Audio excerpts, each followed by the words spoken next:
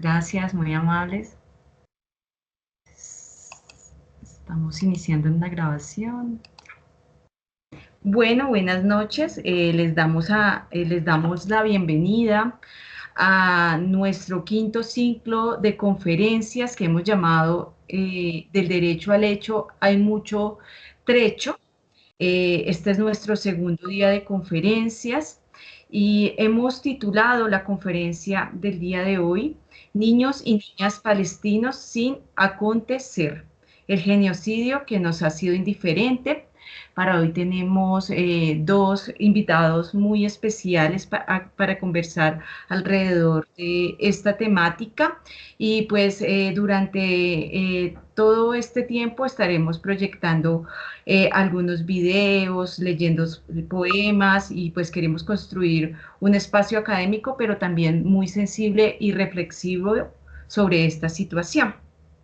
Entonces, para comenzar este encuentro, queremos compartir con ustedes dos fragmentos de una obra de teatro que precisamente se hace alrededor de este tema del genocidio en Palestina. Y la obra de teatro se titula El mundo debería callarse. La dramaturgia es hecha por Sebastián Uribe Tobón y la actuación y la dirección es por Fernanda Rodríguez. Es una obra colombiana, entonces espero que las disfruten. Por favor, les pedimos que cierren los micrófonos, que ya tendremos la oportunidad de hacer preguntas, de participar. Nosotros les diremos, pero pues bueno, ustedes saben que esto a veces nos interrumpe un poco el acontecer. Entonces voy a proyectar y ustedes me van diciendo si escuchan y si ven.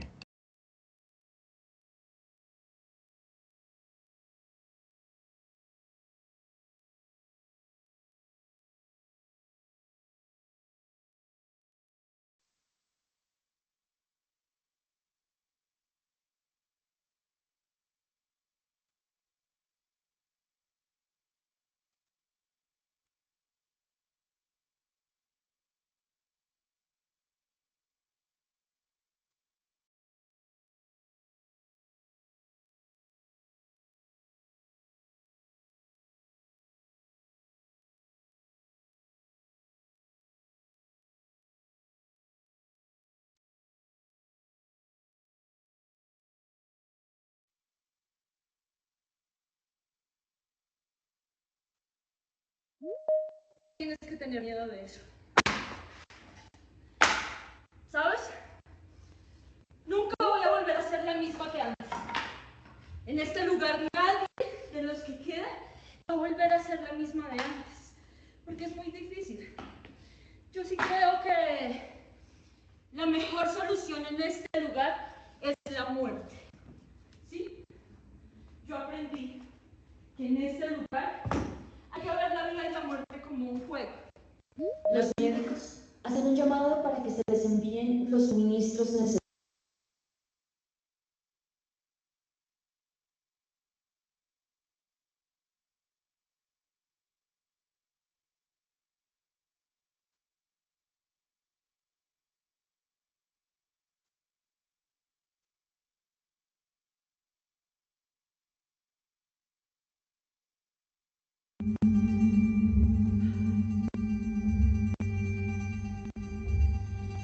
¿Qué significa la vida en un lugar como este? ¿Están diciendo que no se puede escuchar? Sí, Magda, se escucha Sí, entrecortado. escuchamos.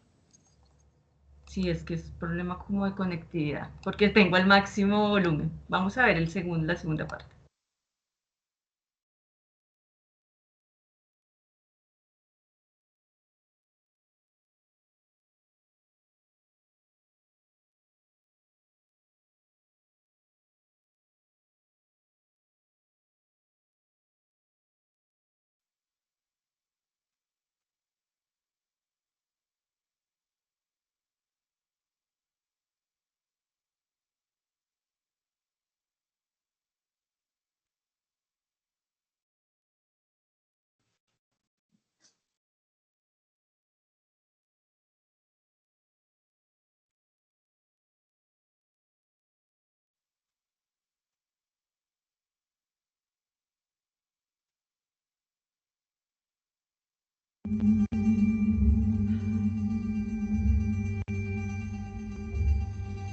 ¿Qué significa la vida en un lugar como este?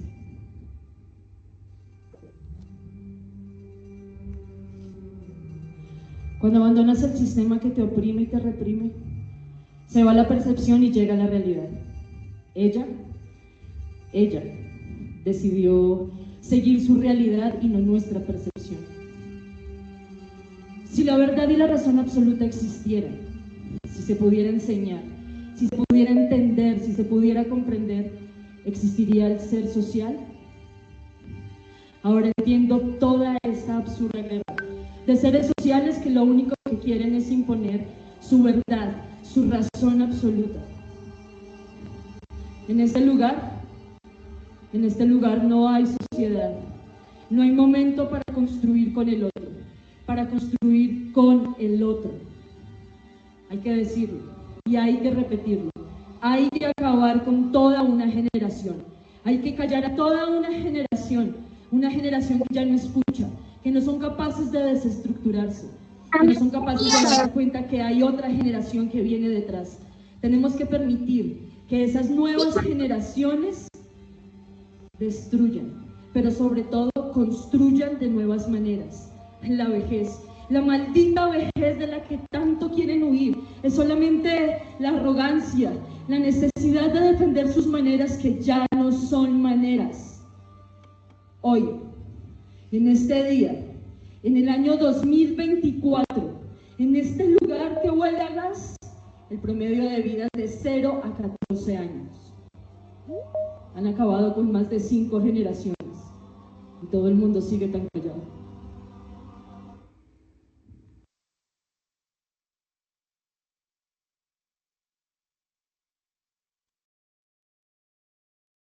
Bueno, esos eran los dos fragmentos de la obra de teatro que queríamos compartir. Camilo. Vale, Magda, gracias. Bueno, nuestra primera invitada para esta noche es Violeta Galicia. Violeta actualmente es la coordinadora de la Red por los Derechos de las Infancias y Adolescencias en Chiapas. También trabaja temas de auditorías, consultorías, en temas de derechos, de infancia y medio ambiente. Violeta, muy buenas noches. Muchas gracias por estar con nosotros en esta noche y tienes la palabra. Hola, buenas noches. Espero que se escuche bien y me da mucho gusto estar aquí el día de hoy. Como les comentaban, yo soy coordinadora de la Red por los Derechos de las Infancias y Adolescencias en Chiapas, acá en el sur de México. Y bueno, el día de hoy la idea es que les platique un poco sobre la perspectiva de el genocidio que está ocurriendo en Palestina y cómo se vincula esto con los derechos de las infancias en general. Y también cómo se puede entender desde el contexto o qué impactos tiene también a nivel del sur global, ¿no? Entonces, para esto les voy a pedir que vayamos un poquito hacia atrás en el tiempo. Entonces vamos a empezar con un poquito de historia. La siguiente, por favor. Entonces nos vamos a remontar al siglo pasado, que como ustedes saben hubo dos grandes guerras mundiales, la primera en 1914, que dejó un aproximado de 17 millones de personas muertas, entre ellas millones de niñas, niños y adolescentes que también quedaron huérfanos, una situación bastante terrible. Después, en 1939, hubo otra Segunda Guerra Mundial, que también pues fue súper importante, ocurrió el Holocausto judío, y hubo millones también de niñas, niños y adolescentes que perdieron la vida, que fueron a campos de concentración, que quedaron huérfanos. Entonces, como que este contexto es súper importante porque, o sea, como lo estamos haciendo muy rápidamente, ¿no? Como solamente para contextualizarnos, pero es muy importante para entender también ciertas reflexiones y procesos jurídicos que dieron pie a ¿se escucha? Sí, se escucha muy bien. Perfecto. Sí, sí. Ok. que dieron pie a los derechos como como los entendíamos hoy en día, a grandes rasgos, ¿no? Entonces, por ejemplo, partiendo de la Primera Guerra Mundial, fue que esta persona, Eglantin Jebb, preocupada por la situación de las infancias, empezó a hacer una reflexión de que esto no debía volver a suceder y se hizo, la siguiente, por favor. Bueno, se hizo, ¿la puedes pasar a la anterior? Perdón, me equivoqué. Se hizo como esta pregunta de qué podían hacerse desde el mundo adulto para evitar que esto sucediera. Y entonces una de las cosas que se decidió fue que hacer una declaratoria, ¿no? De derechos hacia las niñas, niños y adolescentes. Y eso fue el primer documento internacional a partir del cual se especifica por primera vez en la historia que las niñas, niños y adolescentes debían tener como derechos específicos. Y bueno, este era como un documento bastante sencillo, se llama la Declaración de Ginebra. ¿Le puedes dar a la siguiente y luego a la siguiente? Entonces, esto se hizo en 1924, a partir de la Primera Guerra Mundial. Y a partir de eso, más adelante, después de la Segunda Guerra Mundial, surgió la Declaración Universal de los Derechos Humanos, surgió la Convención para la Prevención y la Sanción del Genocidio, todo esto en 1948, y más adelante surgió la Convención de los Derechos de la Niñez, ¿no? Entonces, como que este momento de guerras fue súper importante posteriormente para generar reflexiones que nos hicieran pensar cómo podíamos evitar que esto sucediera. ¿Le puedes pasar a la anterior?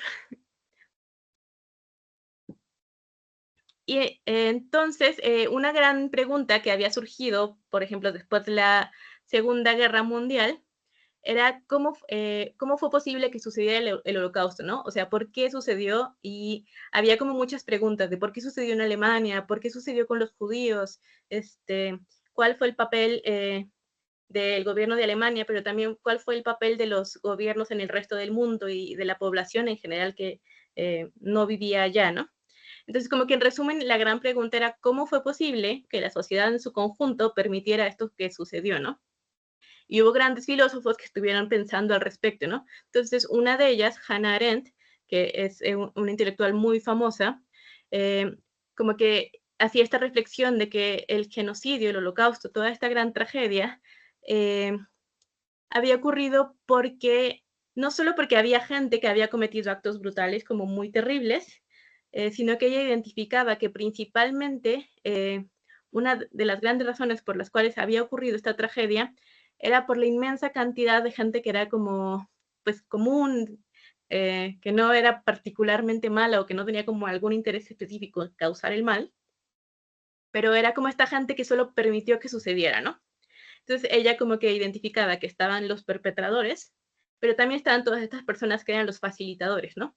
Que lo facilitaban en el sentido de que no impidieron que sucediera. ¿Perdón? Continúa, qué pena, Violeta. Que no impidieron que sucediera y que pues básicamente como que siguieron cumpliendo con órdenes a pesar de que estas órdenes pues implicaban causar daño, ¿no? Entonces, a partir de toda esta reflexión fue que también fueron surgiendo estos documentos más adelante de los marcos normativos, ¿no? Que les estaba comentando. Entonces, ahora sí, la que sigue. A grandes rasgos, pues están estos 4, pero pues son muchos más, como que yo les planteo estos 4 que son súper importantes y que pues básicamente este marco de derechos humanos que tenemos hoy en día está cimentado en este recuerdo, ¿no? De lo que sucedió tan terrible y de que no debía de suceder, ¿no?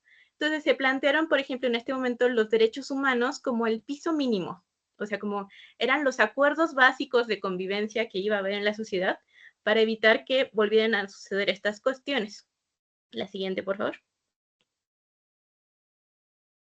Y en eso les decía, fue cuando surgió el marco normativo de protección a infancias, les decía de la Declaración de Ginebra, que era una declaración bastante sencilla, son 5 postulados, y eran cuestiones muy básicas, ¿no? De que básicamente lo que pedían era que los adultos le dieran lo mejor posible a las niñas, niños y adolescentes, ¿no? Entonces eran cuestiones como alimentar al niño hambriento, cuidar al niño enfermo, o sea, como cosas muy, muy básicas.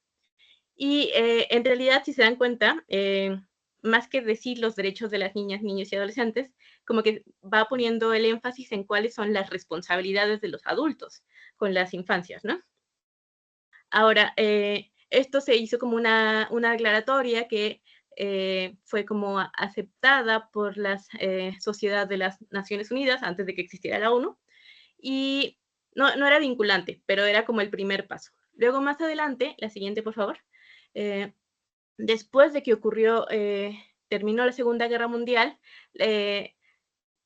diferentes tomadores de decisiones y diplomáticos y demás se pusieron a pensar en cómo redondear esto que era la Declaración de Ginebra, cómo hacerla más sólida, y estuvieron básicamente 40 años poniéndose de acuerdo y generando el contenido, y entonces si estaban discutiendo desde los 40, 50, en 1989 finalmente como se tuvo el documento final, que fue la Convención de los Derechos de la Niñez, que ya va siendo como el documento básico sobre los derechos de esta población, ¿no?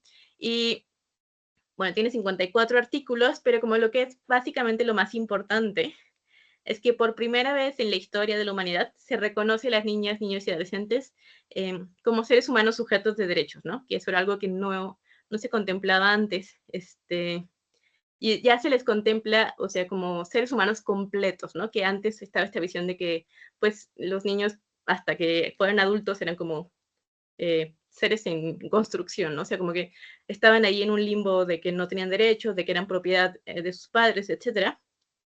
Y este es como un aporte muy importante, ¿no? Ya les reconocen como sujetos de derechos, establecen que tiene que haber protecciones especiales, y a partir de estos 54 artículos se va hablando desde el hecho de qué es un niño, niña y adolescente, y temas que, si pueden ver, están muy relacionados con este concepto de posguerra, ¿no? Está el tema de la niñez refugiada, el tema de la justicia, de los traslados ilícitos, de los conflictos armados, o sea, como estaba todo este tema porque estaba muy, muy en boga, y sin embargo, pues si lo vemos hoy en día, sigue siendo muy, muy pertinente. Y esta convención, que se postuló en 1989, fue adoptada por una gran mayoría de los países. De hecho, hay solamente dos que no se adhirieron, que es Estados Unidos, uno de los más importantes, y los demás, justo a partir de esto, muchas de las legislaciones que existen a nivel nacional están basadas en esta idea, ¿no? O sea, como en todo este entramaje normativo.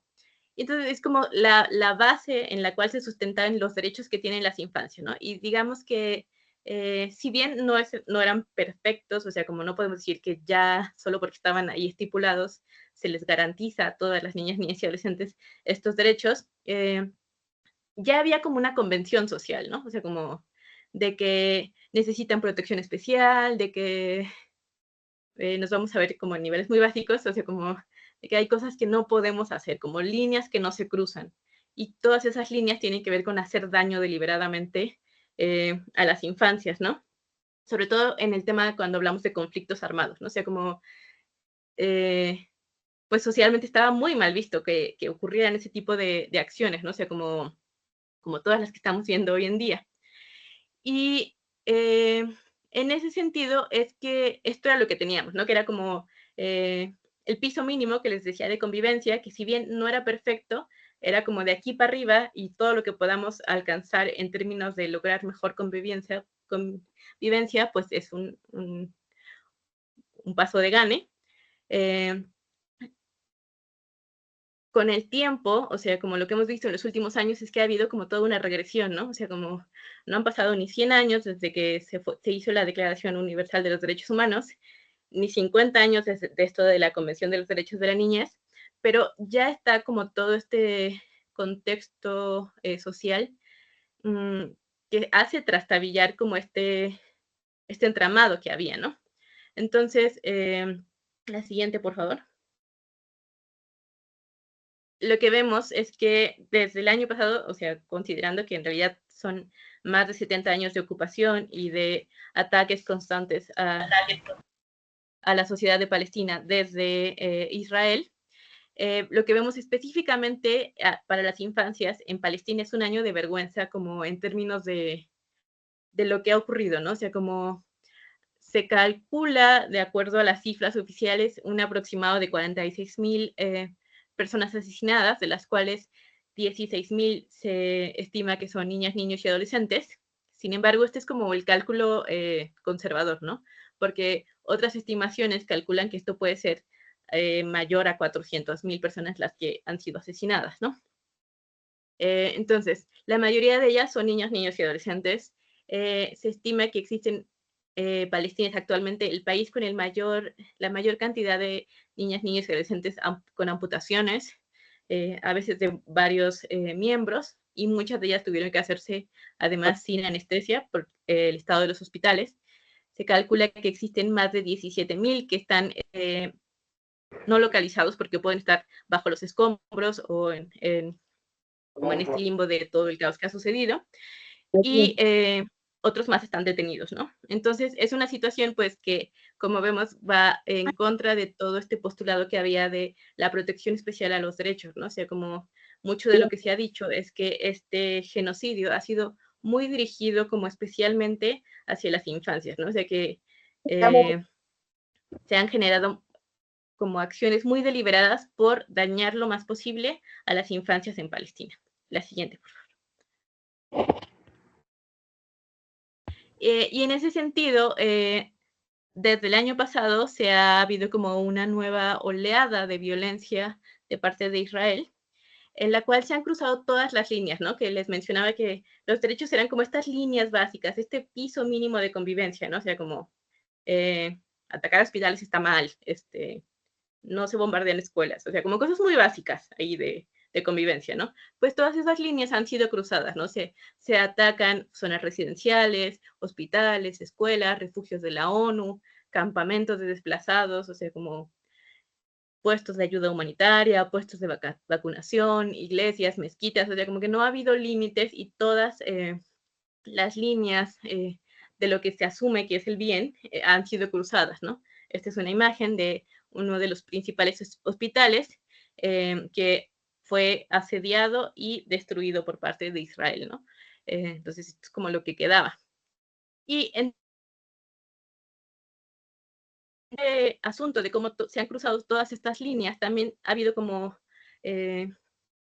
una serie de actores que han sido particularmente atacados, ¿no? Les decía, uno de ellos son las infancias, están los periodistas, está el equipo sanitario, o sea, como doctores, enfermeras, están los rescatistas, toda aquella persona que está como realizando acciones de protección, pues están siendo particularmente atacados, ¿no? Y de formas muy, muy deliberadas. Entonces, en ese sentido, es que actualmente vemos que se han cruzado pues todas las líneas acerca de lo que decíamos que eran los acuerdos mínimos, ¿no? Entonces, estos acuerdos están ahora trastabillando justo por todo esto. La siguiente, por favor. Y hay otra cosa más, o sea, como qué implica esto, este escenario, ¿no?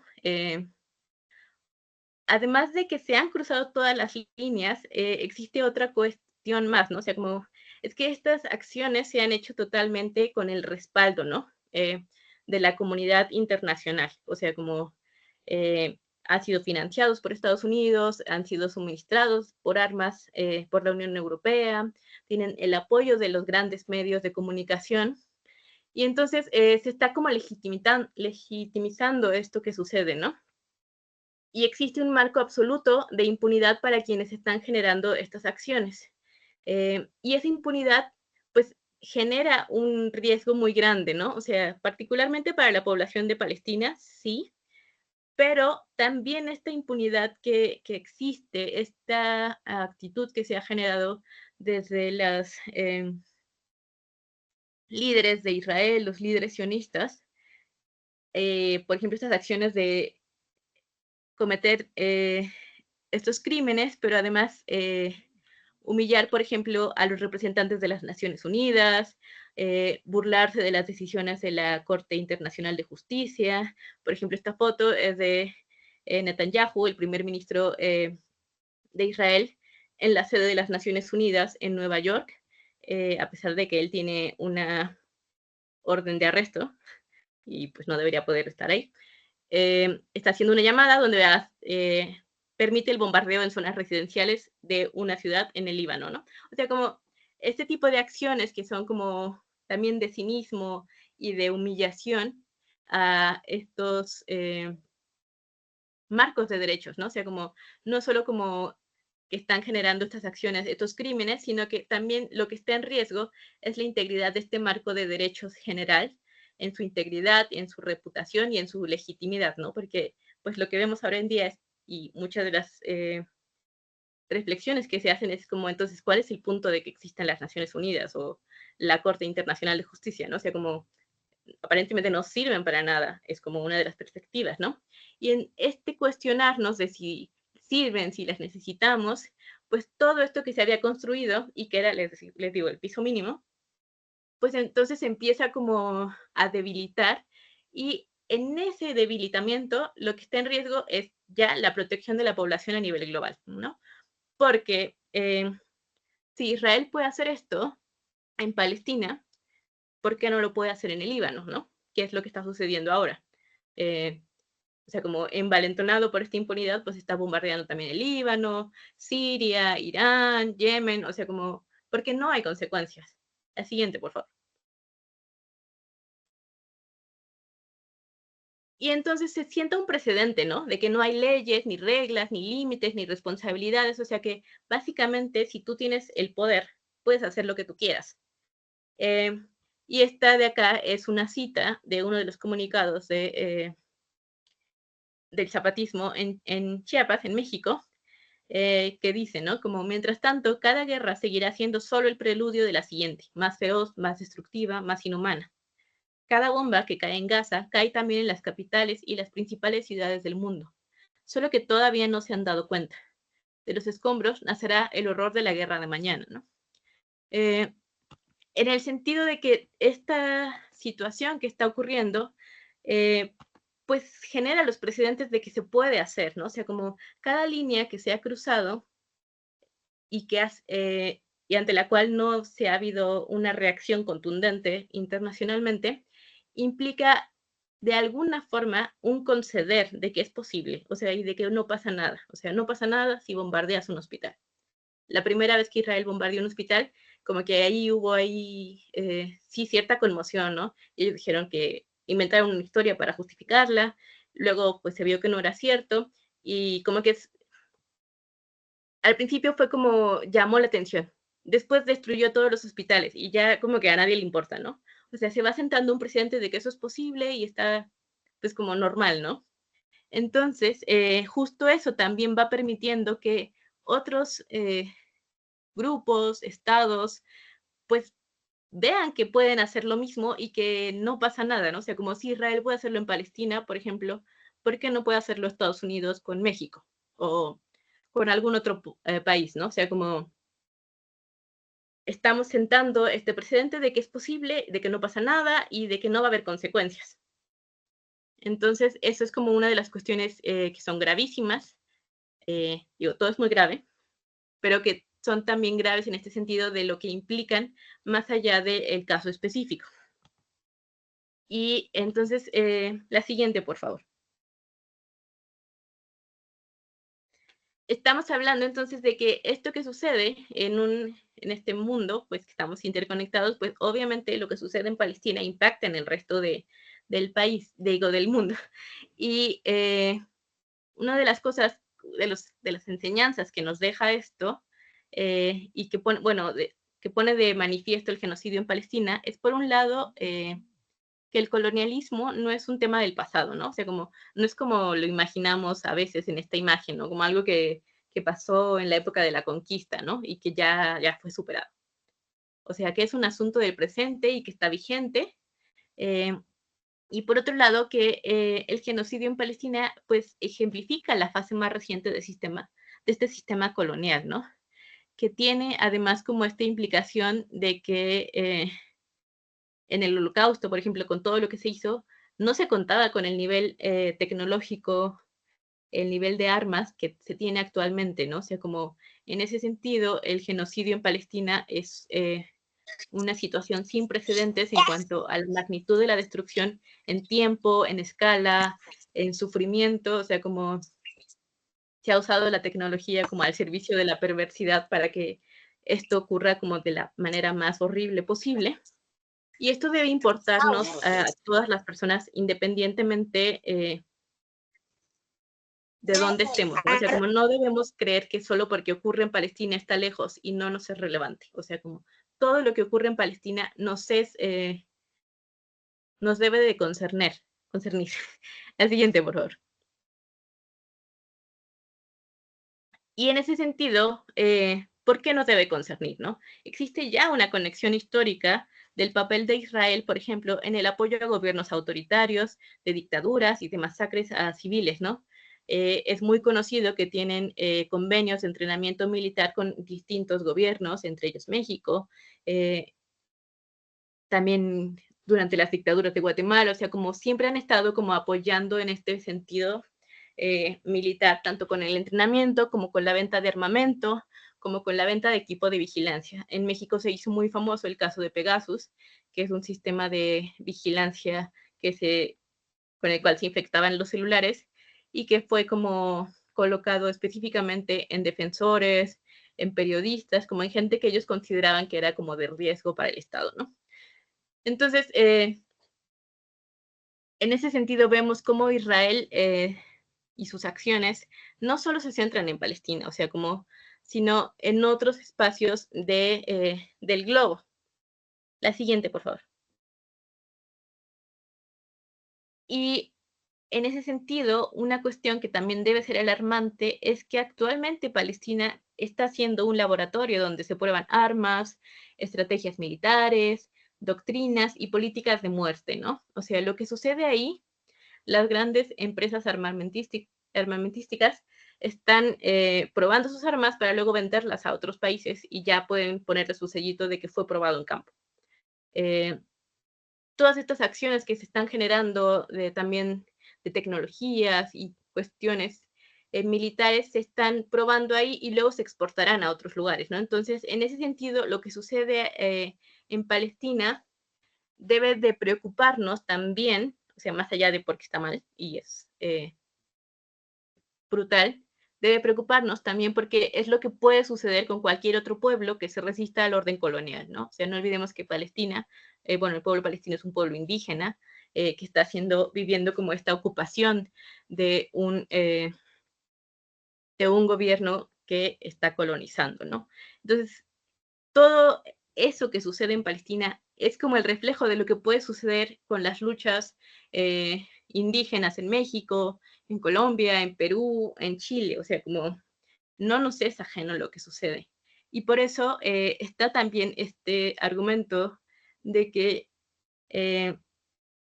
si Palestina cae, el futuro como de la sociedad en general, pues también va a caer con él, o sea, por todas las implicaciones que tiene que esto suceda, ¿no?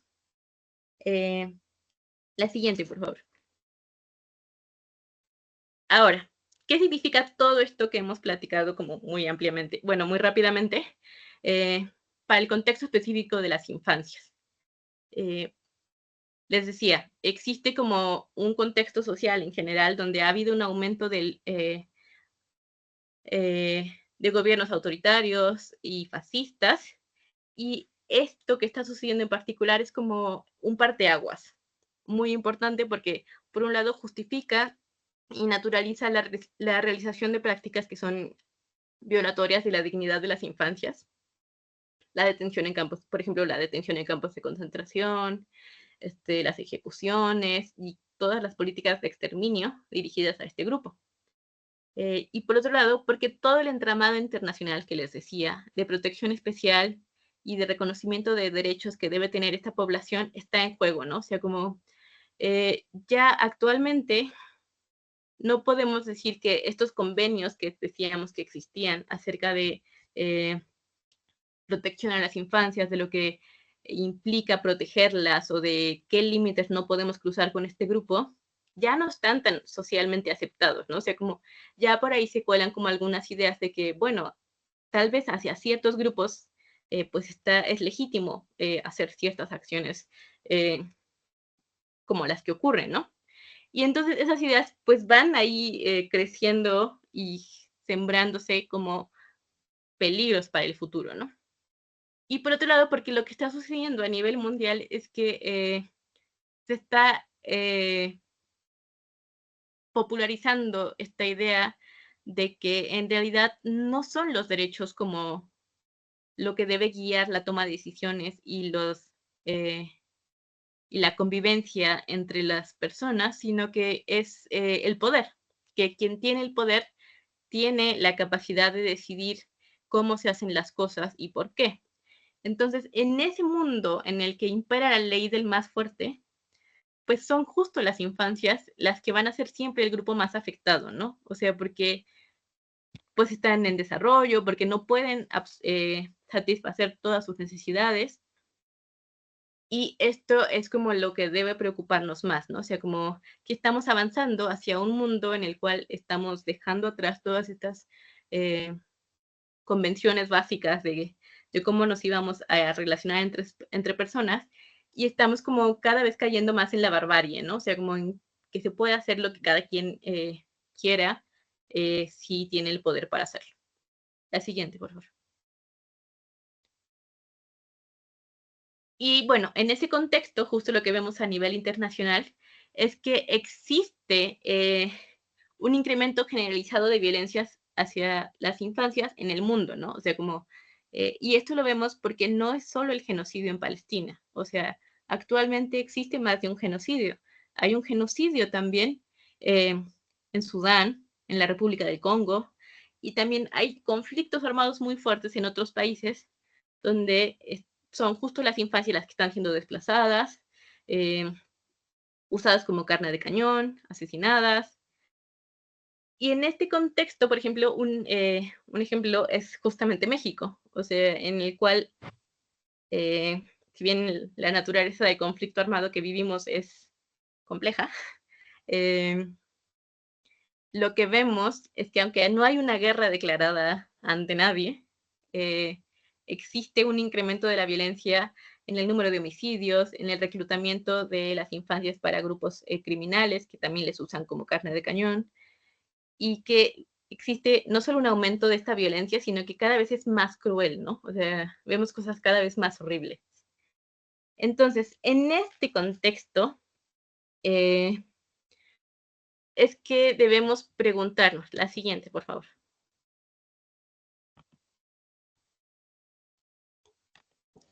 Tenemos una responsabilidad histórica por denunciar y alzar la voz contra lo que sucede en Palestina.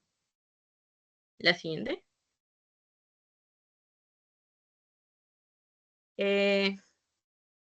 Porque, a ver,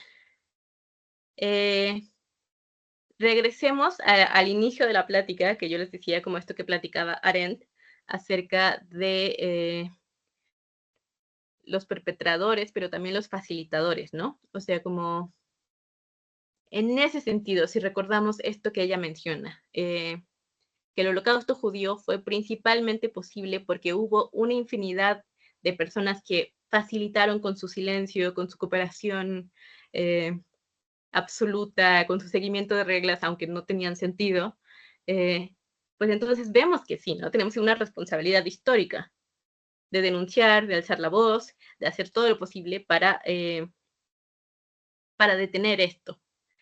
Y hay otra cuestión que está en juego, ¿no? O sea, como actualmente existe un genocidio contra el pueblo palestino que ha sido deshumanizado, que ha sido humillado de todas las formas posibles, pero la dignidad que está en juego no es la dignidad de este pueblo, ¿no?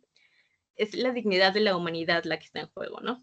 Porque el pueblo palestino todo el tiempo está demostrando su infinita dignidad, ¿no? O sea, como vemos publicaciones en redes sociales de chicos que están haciendo su tesis, la defensa de su tesis de maestría en un campo de refugiados totalmente destruido, maestras que siguen dando clases en tiendas de campaña improvisadas, o sea, o gente que trata de buscar alimentos para cocinar para todos, o sea, como su dignidad no está en juego. La dignidad que está en juego es la del resto del mundo. La siguiente, por favor.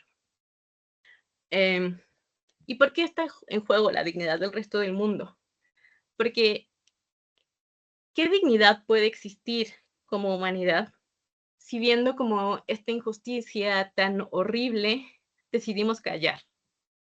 O si viendo el dolor que están viviendo las personas en Palestina decidimos mirar hacia otro lado. Si reconociendo la naturaleza de esta violencia decidimos no hablar porque implica ciertos riesgos. O sea, como qué dignidad puede haber entonces. Y otra pregunta que creo que es importante hacernos es hasta qué punto nuestro silencio, nuestro no denunciar o inconformarnos pero pasivamente sin hacer nada, nos convierte en uno de esos millones de facilitadores de los que hablaba Arendt que permiten el genocidio actual. O sea, como, ¿de qué forma solo actuar y seguir con nuestro día a día, por complejo que sea? O sea, porque todos tenemos mil cosas en juego y yo sé que nuestros países se están cayendo a pedazos, pero ¿de qué forma no involucrarnos y solo dejar que las cosas sigan nos convierte en uno de estos facilitadores?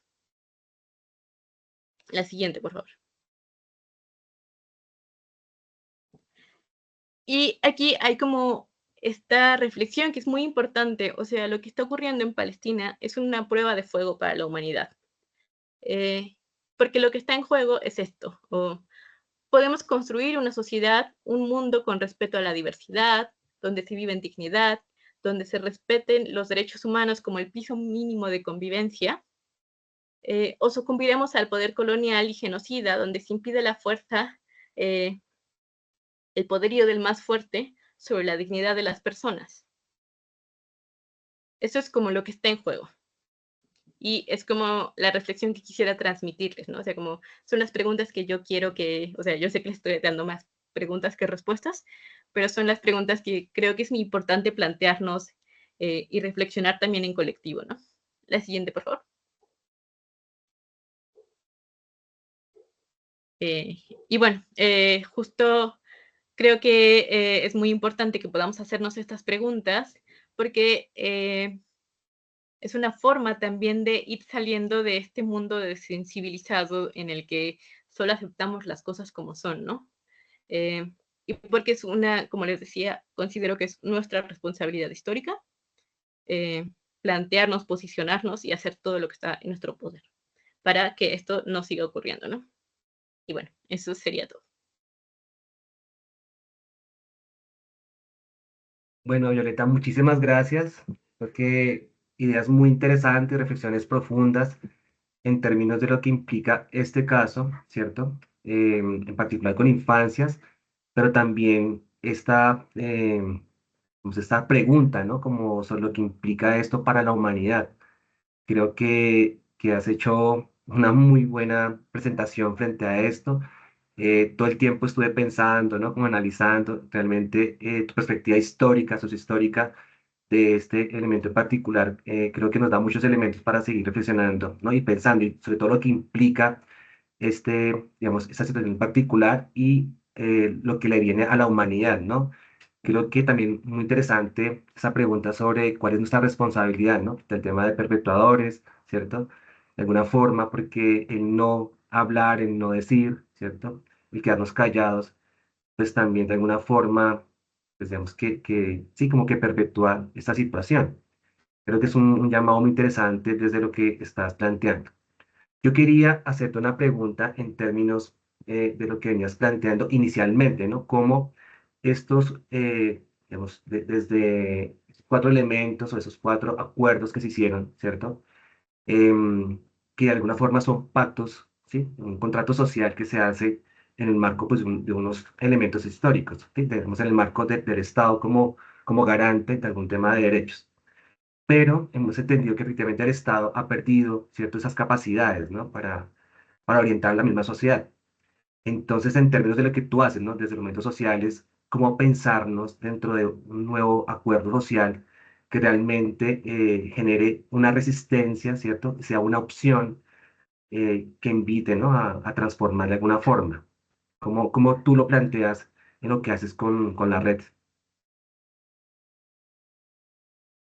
Bueno, lo que desde la red, la forma en la que lo planteamos es asumir que específicamente hablando en temas de infancias, eh, es que si bien el Estado es el garante de los derechos, es una responsabilidad compartida, ¿no? Y de hecho, tenemos como una ley muy bonita en la cual está estipulado de esa forma, ¿no? O sea, como que reconoce eh, que no puede ser como una tarea de una persona. Y en ese sentido, como que nos referimos a este dicho de que para criar a un niño, para cuidar a un niño, se necesita una tribu, ¿no? Eh, en el sentido de que no es responsabilidad únicamente de la familia inmediata, de la madre y el padre. O sea que incluso yo, que no tengo hijos, soy responsable y tengo responsabilidades con las infancias que están a mi alrededor, ¿no? O sea, como que es un trabajo que se tiene que hacer en conjunto con las familias, con la sociedad y con el Estado, ¿no? O sea, como porque si solo jala uno de ellos, no da. Entonces, como que todos tenemos que involucrarnos y hacer nuestra parte, ¿no? O sea, como, y eso también les implica a ellos, ¿no? O sea, como reconocer que ellos mismos son agentes que pueden impulsar sus propios derechos, ¿no? O sea, como esa parte es muy, muy importante para nosotros, ¿no? O sea, como reconocer su propia participación como agentes de cambio que pueden aportar a la defensa de sus derechos, eh, lo que viene siendo la autotutela, ¿no? Y eso es como la forma en la que tratamos de trabajarlo en la red, ¿no? O sea, como sí hacer un poco de incidencia en el sentido de la política pública, o sea, como de dar acompañamiento, fortalecer capacidades, pero también entender que más que nada en este momento que, como tú dices, los estados están siendo desmantelados, donde cada vez hay menos capacidad de incidencia desde la sociedad civil hacia cuestiones positivas en temas de política, nuestro reconocimiento es que más bien la apuesta debe ser hacia las propias comunidades, ¿no? O sea, como que esta incidencia vaya a detonar procesos comunitarios en estos espacios. Listo, también tengo una inquietud frente a lo siguiente. Como tú lo mencionabas, nos encontramos en una coyuntura, ¿no?, donde pues definitivamente se está tensionando, ¿no?, se está colocando en cuestión el tema de, digamos, del poder, ¿no?, de la geopolítica del poder, ¿no?, y cómo durante muchas décadas pues se estaba, digamos, bajo unas reglas, ¿no?, y todo esto que está pasando en varios lugares está colocando en duda esta reproducción de ese sistema, ¿no?, y que justamente pues han aparecido nuevos referentes, ¿no?, nuevos elementos de poder en otras latitudes. Em, en esta transición, ¿cierto? ¿Qué lugar, ¿no? Como qué lugar se le puede dar también a las infancias desde lo que hacemos? Como efectivamente, ¿qué puede venir para esto? Y cómo en lo que hacemos en lo cotidiano también podemos de alguna forma aportar, ¿no?, como a esa defensa, pues de algunas garantías para las infancias, porque como lo decías al final, pues efectivamente en un proceso, ¿no?, de conflicto, de guerra declarada o no, pues la vulnerabilidad está en las infancias, ¿cierto? Entonces, ¿cómo pensarnos que en esa transición que se dé puede haber algún tipo de garantías para los niños y las niñas, las niñez?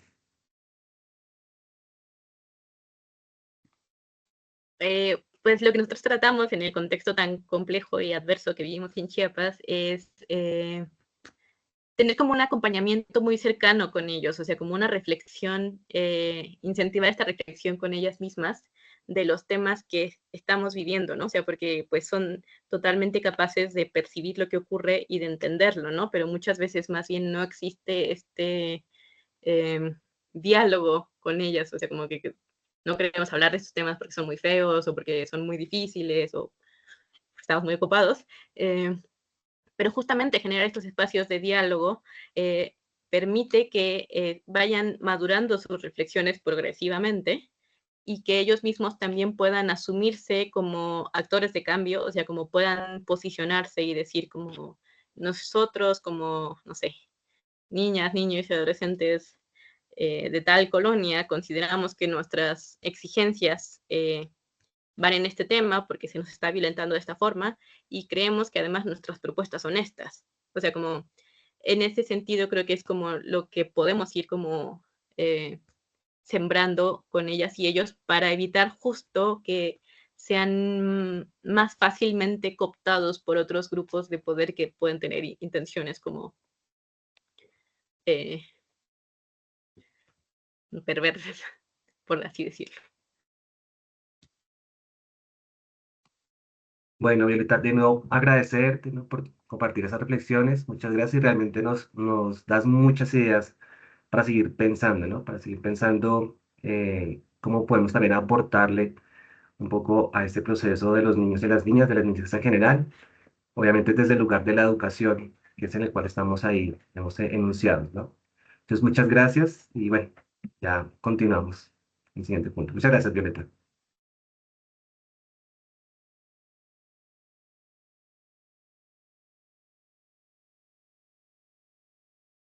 Bueno, muchas gracias a Violeta. Para continuar, queremos comenzar nuestra segunda parte de nuestra conferencia con un poema de una escritora palestina. Este poema se titula Del diario de un niño de casi 4 años. La autora se llama Hanan Mikhail Al-Charabi, no sé si lo estoy pronunciando bien, y dice: mañana me quitarán los vendajes. Me pregunto, ¿veré media naranja, media manzana o medio rostro de mi madre con el ojo que me queda? No vi la bala, pero sentí su dolor que explotaba en mi cabeza. Su imagen, no sé, desvaneció.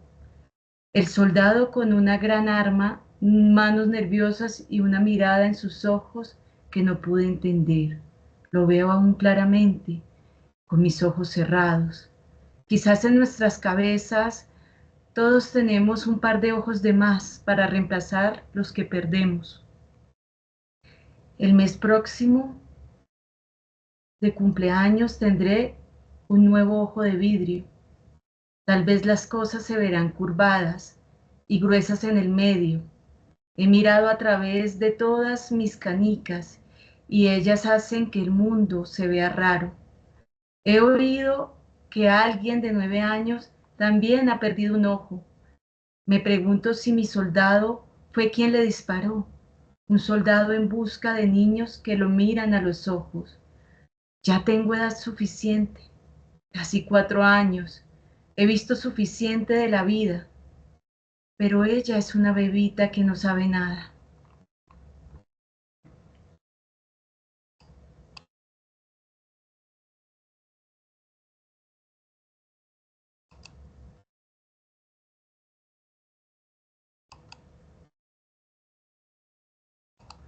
Heidi.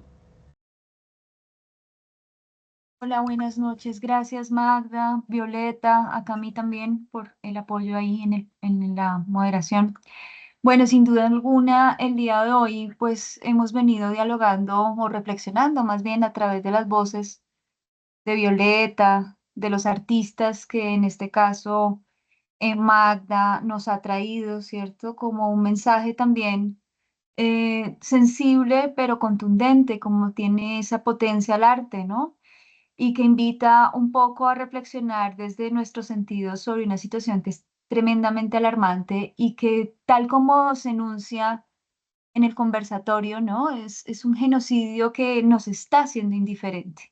Pero no solamente es Palestina, como también lo mencionaba Violeta, son realidades donde las niñas, los niños, los jóvenes en diferentes partes de este mundo y sobre todo quienes pertenecemos al sur global, pero en este caso niñas, niños, jóvenes, se encuentran en una situación de vulneración permanente, de un atropello permanente y que justamente pues devela mucho de la condición humana en la que nos encontramos, ¿no?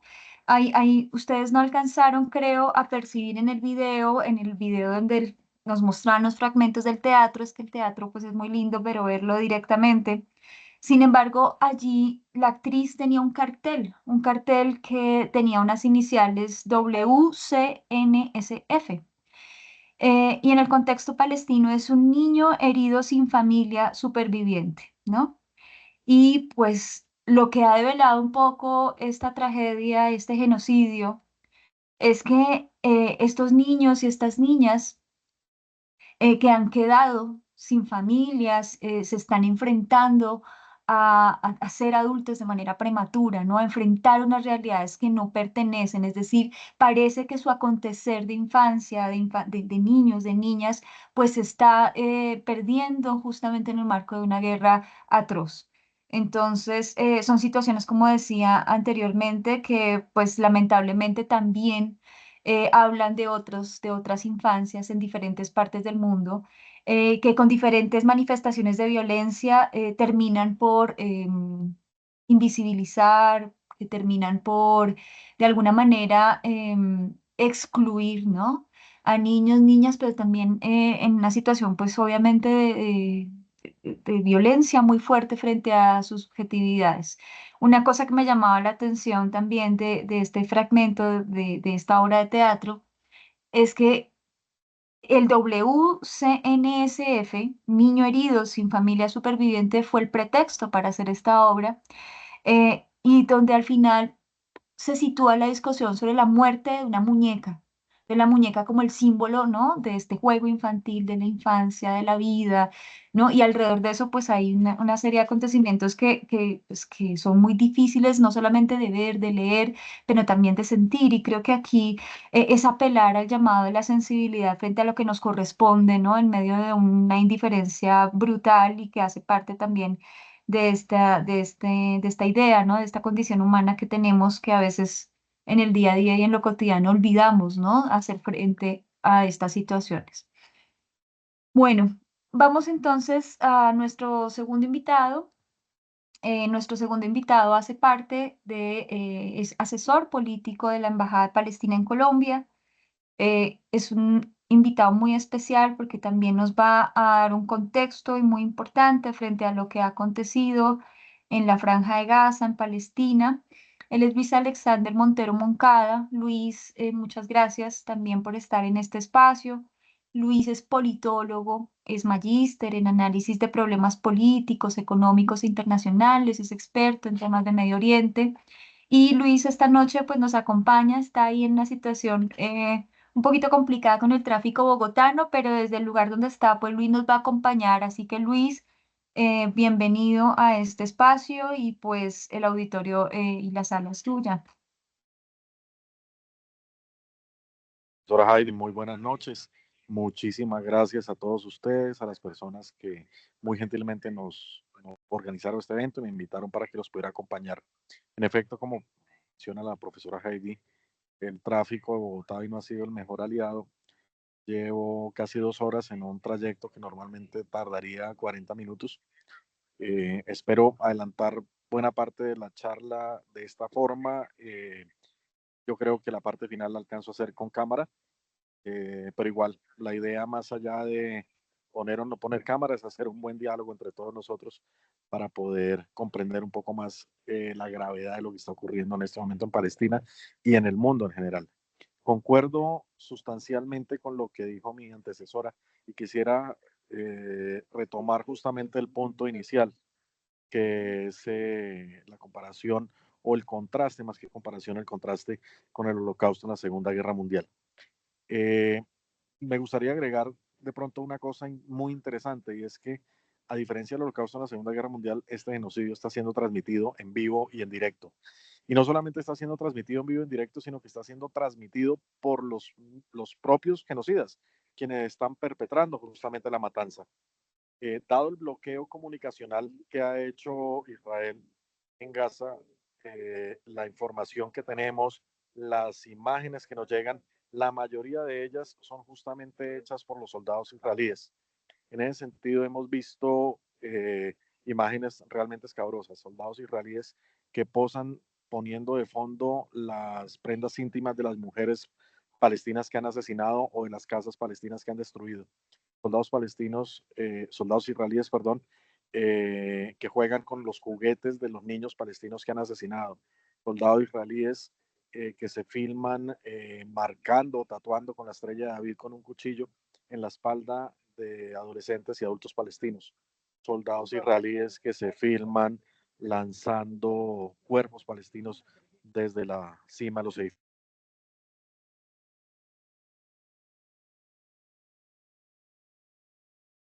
Luis, creo que Luis perdió comunicación. Ah, se fue el micrófono. Ya, Luis, ya, listo. ¿Hace cuánto se fue el micrófono? Qué pena. No, hace un par de segundos, tranquilo. Ah, bueno, retomo entonces la idea. Son los mismos soldados israelíes, son los mismos protagonistas los que están dando a conocer justamente la dimensión de este genocidio. Eso es un elemento que difiere, evidentemente, de la Segunda Guerra Mundial. En ese momento, buena parte de la sociedad alemana se escudó en esa segunda categoría de Hannah Arendt, los facilitadores. Yo no sé, yo no sabía, o si sabía, no participé, eventualmente lo sospechaba y facilité. En este genocidio en particular, esa categoría de facilitador cambia, porque no es posible argumentar que nadie en el mundo se haya quedado sin conocer qué está pasando en Gaza, ni la sociedad israelí, ni ningún otro país en el mundo. Y esto es lo suficientemente preocupante como para hacernos la pregunta de en qué parte se encuentra la civilidad y en qué parte se encuentra la humanidad. Si a pesar de estar viendo las imágenes que nos llegan todos los días, si a pesar de estar conociendo de parte de los mismos perpetradores lo que se está haciendo allá, yo sigo negando la existencia del genocidio o sigo culpando a las víctimas, es sin duda alguna el fin de la esperanza de la humanidad. Es una humanidad en la cual no se puede tener esperanza porque sencillamente no hay humanidad en ese sentido. Eso es una gran diferencia con la Segunda Guerra Mundial. Pero más allá de eso, hay un segundo elemento que me gustaría poner sobre la mesa y tiene que ver con el punto de partida. Usualmente se tiende a pensar que esto inicia el octubre del año pasado. No obstante, de ninguna manera se puede afirmar esto. La crisis palestina, el genocidio palestino o la limpieza étnica, como lo plantea Ilan Pappé, justamente un historiador israelí, inició mucho antes, hace cuando menos 77 años, e inició con una premisa aterradora de parte del sionismo y es la negación del otro. Para que todo esto ocurra, para que hoy podemos hablar de casi 100.000 palestinos asesinados, entre los 40.000 que se tienen cifras y los casi 60.000 que están bajo escombros, para que hoy se hable de casi 20.000 niños asesinados, de los que se tiene información certera, y casi 15.000 o 17.000 niños más palestinos, de los cuales se presume que estén bajo los escombros. Para que todo esto ocurra, es tan solo explicable a partir de la premisa de la negación del otro. Es casualmente el punto de partida del sionismo, negar que lo palestino existe, negar que la sociedad palestina existe. Recordamos en esencia esta famosa frase de Golda Meir cuando planteaba que Palestina era una tierra sin pueblo para un pueblo sin tierra. Aquí ya hay un ejercicio mismo de negación. Esa Palestina que Golda Meir decía que no tenía pueblo, era una Palestina que estaba tremendamente organizada, con una identidad sociológica construida cuando menos desde el siglo XVI, con una identidad política materializada y dirigida hacia un principio de la autodeterminación de los pueblos, cuando menos desde el siglo XIX había ya una identidad política en Palestina. Habían más diarios, más periódicos en Palestina para 1938 de los que existían en España para ese momento. Había un instituto de patrimonio fílmico palestino, había toda una sociedad tremendamente organizada donde, entre otras cosas, las mujeres, tanto musulmanas como cristianas e incluso palestinas judías, hacían parte activa de la vida política de esa sociedad. Podemos explorar las fotos de las delegaciones palestinas que iban hacia Europa para negociar con los británicos la creación de un Estado palestino independiente en el periodo entre guerras, y dentro de esas delegaciones hacían parte mujeres palestinas. Entonces, se trataba sin duda alguna de una sociedad tremendamente organizada a la cual Golda Meir negaba su existencia. Los palestinos no existen, es una tierra sin pueblo para un pueblo sin tierra. Palabras que después recoge David Ben Gurión cuando planteaba que, y abro comillas, esos tales palestinos no existen, los tales palestinos no existen. Y palabras también que recoge después Ariel Sharon cuando planteaba que los palestinos eran en realidad jordanos y que las armas israelíes lo único que estaban haciendo era llevarlos a encontrarse con su verdadera naturaleza y facilitar que regresaran a Jordania, donde era su tierra natal, llamémoslo de alguna manera. Este ejercicio de negación del otro facilitó lo que Ilan Pappé denomina la limpieza étnica, lo que los palestinos llaman la Nakba, ese periodo de desarraigo que arranca antes incluso de la formalización del Estado de Israel en 1948. La Nakba inicia fácilmente, se puede trazar una línea de partida desde el mismo 1947 y se va a prolongar hasta 1953.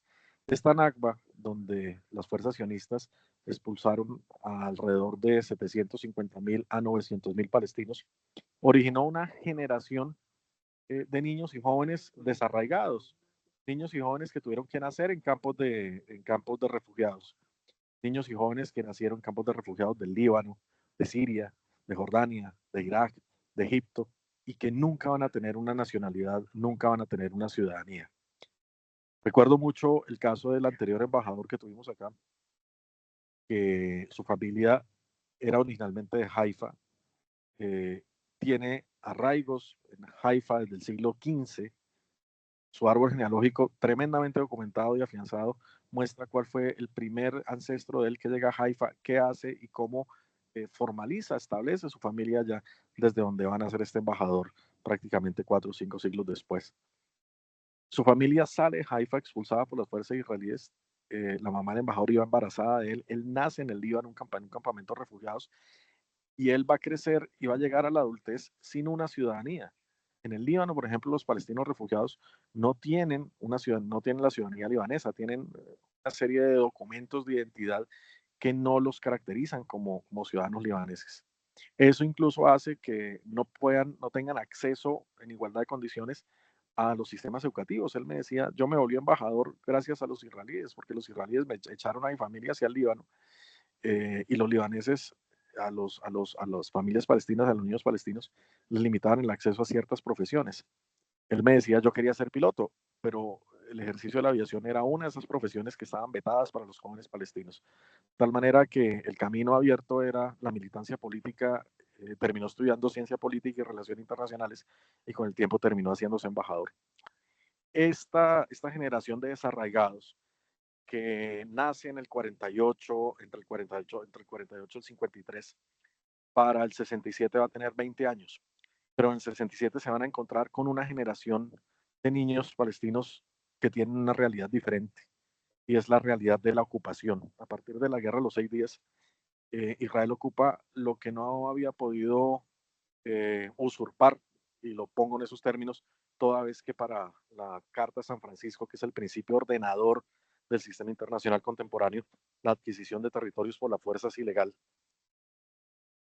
Esas tierras que Israel no había logrado usurpar en el 47, o sea, Cisjordania, Gaza y Jerusalén Este, las ocupan en el 67 después de la guerra de los 6 días. Las intenta anexar, no es posible, la Consejo de Seguridad de las Naciones Unidas le impide hacer esto, en buena medida gracias a un ataque israelí a un buque de inteligencia estadounidense, con el cual el veto estadounidense no funcionó en esta ocasión. Estados Unidos sencillamente se abstuvo y dejó pasar la resolución. Y esta resolución que impedía que Israel anexara Cisjordania, Gaza y Jerusalén Este, sin embargo, da pie a una nueva etapa entre Israel y Palestina, que es la etapa de la ocupación. No me voy de allí, no lo anexo, pero no me voy. Es la premisa de Israel en este momento. Y la ocupación es disolver las instituciones palestinas y poner la autoridad israelí allí de facto, y llevar colonos, y llevar colonias, y llevar el ejército israelí, de tal manera que los derechos de los palestinos son limitados al máximo posible.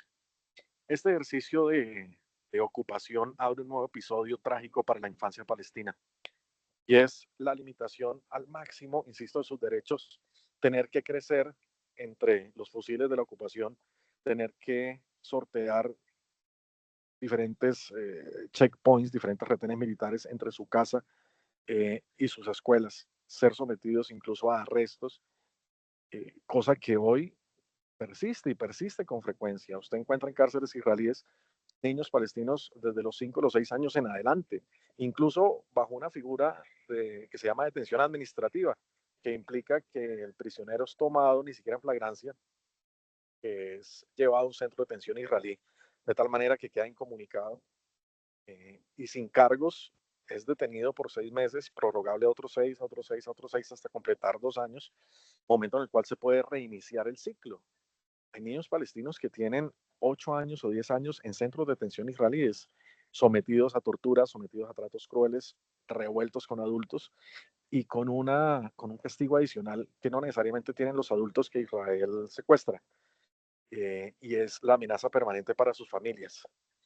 La familia de un niño o un adolescente palestino que es detenido por Israel, llevado en detención administrativa, normalmente se enfrenta a que su casa sea demolida en una especie de castigo subsidiario, una especie de castigo adicional a los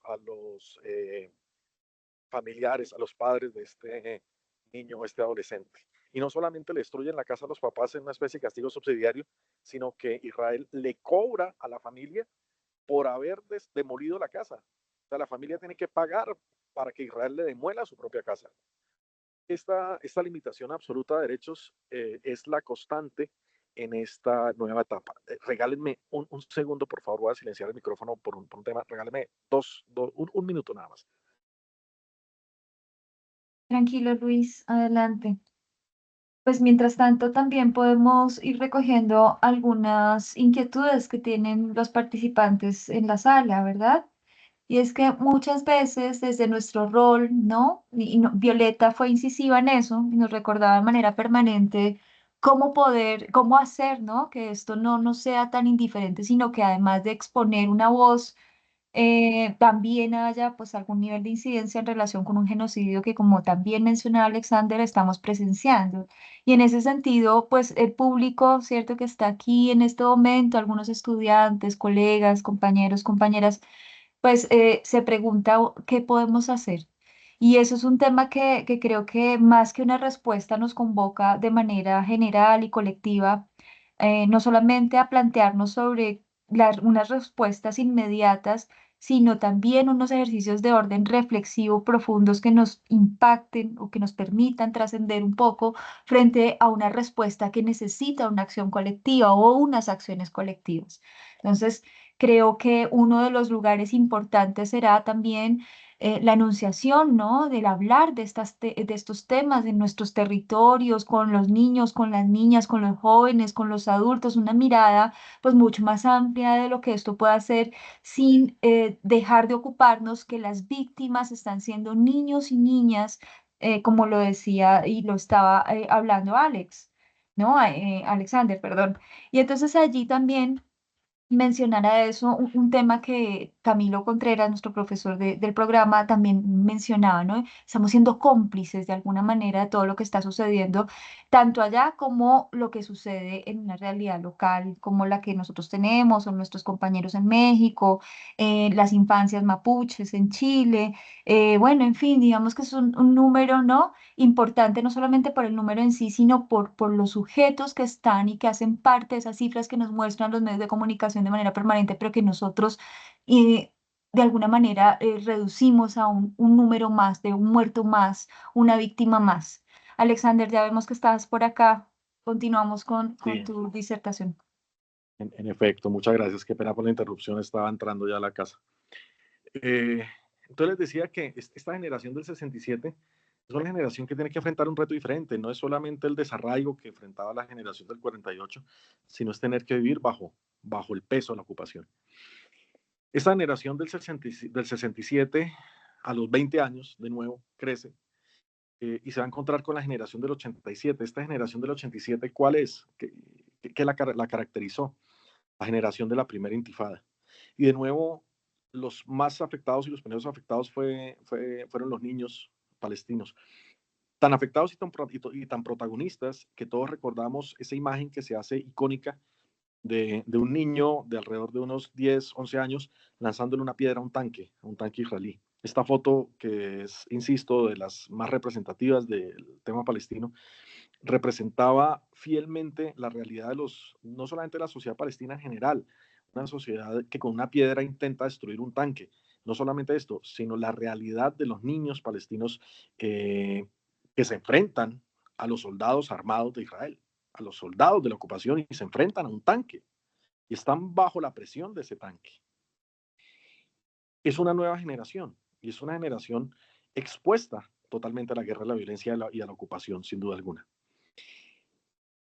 Esta generación del 87, de la primera intifada, se va a encontrar, ya no van a transcurrir 20 años, se van a encontrar casi que una década después, un poco más de una década después, 13 años, con la generación de la segunda intifada.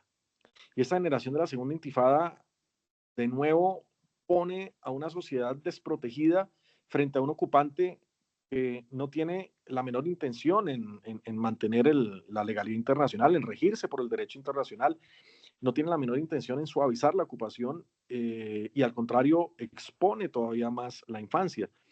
Hubo un caso representativo de infancia en la segunda intifada y es el caso de Mohamed al-Durra, un niño palestino que queda atrapado en un cruce de disparos entre milicias palestinas y el ejército israelí. Esto ocurre en Belén, estaba con su papá, lo estaban filmando, estaban transmitiendo el enfrentamiento. El niño y su papá se recogen contra una de las paredes de la Basílica de la Natividad. Las milicias palestinas hacen un alto al fuego, ya no había enfrentamiento como tal, y es el ejército israelí el que dispara contra el papá y contra el niño, y son asesinados los dos frente a los ojos de la comunidad internacional, frente a los ojos de la teleaudiencia que estaba siguiendo justamente esta transmisión, de la mano con el caso posterior de Rachel Corrie, una adolescente estadounidense activista por los derechos humanos, que a manera de protesta se refugia en una de las casas de unos palestinos que Israel tenía en lista para derribar sus casas con maquinaria y construir allí una colonia israelí dentro del suelo palestino, reitero. Y Rachel Corrie pretendió hacerles ver a los soldados israelíes que ella, como activista, como estadounidense y como adolescente, era una persona protegida, y la reacción del ejército israelí fue importarle muy poco y destruir la casa con Rachel Corrie adentro y matarla aplastada.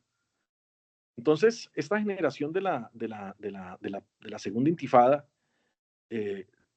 tremendamente afectada por la violencia, tremendamente afectada por la colonización, tremendamente afectada por la ocupación, va a encontrarse con la primera de las grandes operaciones militares que en el siglo XXI Israel ha hecho en Gaza, que es la operación Plomo Fundido, entre diciembre del 2008 y enero del 2009. En esta operación, en ese momento nos escandalizamos porque estábamos hablando de alrededor de 1.800 palestinos asesinados, de los cuales prácticamente 800 eran niños. Y en ese momento nos escandalizábamos con esa cifra, 800 niños palestinos asesinados en Gaza. No pasó nada. Hubo un informe de las Naciones Unidas al finalizar la operación, encargó al juez Richard Goldstone, casualmente un juez estadounidense judío, que hiciera un informe, y la comisión liderada por Richard Goldstone concluyó que Israel había violado absolutamente todo lo concebible en el derecho a la guerra, y conminaban a la comunidad internacional a que hubieran sanciones, que se impusieran sanciones, se impusieran castigos, sobre todo porque se estaba atacando población protegida, se estaba atacando población vulnerable, se estaban atacando niños.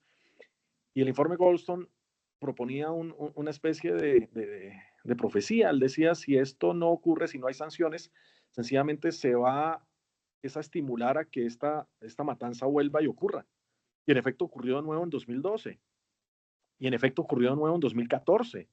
Y en 2014 incluso ocurrió un episodio bastante diciente, bastante trágico. En 2014 Israel vuelve y ataca a Gaza. Fueron 2.400 gazatíes asesinados en mes y medio. Nos pareció escandaloso en ese momento esa cifra, incomparable con la de hoy, sin duda alguna. Y el ataque israelí a Gaza empezó por la desaparición de un adolescente israelí colono, o sea, vivía dentro de Palestina en una colonia que valga la pena decirlo, es ilegal desde el punto de vista del derecho internacional, Y este joven palestino, israelí desaparecido, el primer ministro Netanyahu, rápidamente concluyó que había sido desaparecido por milicias palestinas, genera un discurso de odio muy fuerte en ese momento contra los palestinos, al punto que unos colonos israelíes secuestran a un adolescente palestino de 14 años, le prenden fuego, el adolescente muere incinerado. Inicia la operación Israel en Gaza y al cabo de 20 días la policía israelí dijo, el resultado de la investigación es que sí hubo un joven israelí desaparecido, pero no se trató de milicias palestinas. Pero la operación ya llevaba 20 días. En ese momento Netanyahu cambia el discurso y dice que eran los túneles de Hamas, que eran los cohetes de Hamas, que era, etcétera.